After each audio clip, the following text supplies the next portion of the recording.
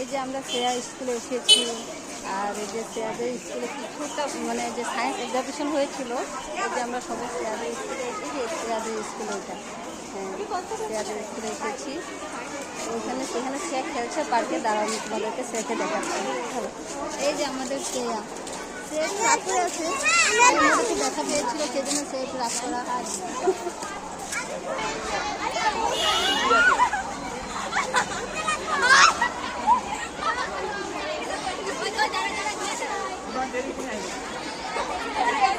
তো ফ্রেন্ডস, এই যে শ্রেয়া মানে ঝুলনা ঝুললো ও দিদিদের সঙ্গে। তো এখন আমরা ভাবছি কি এখন ঘরে চলে যাব, বহু সময় হয়েছে। মন্দিরে গিয়েছিলাম, শিব মন্দিরে গিয়েছি, মন্দির থেকে এসে স্কুলে আসলাম, তো স্কুল প্রোগ্রাম ছিল, আসলাম।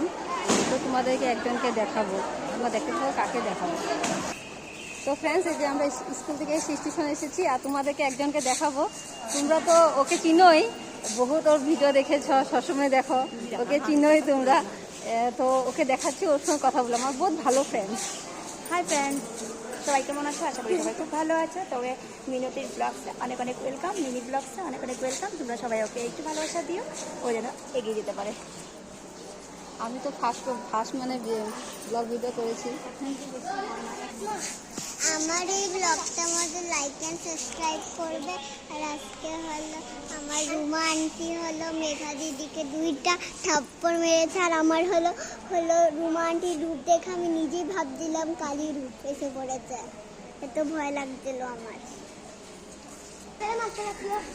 By friends.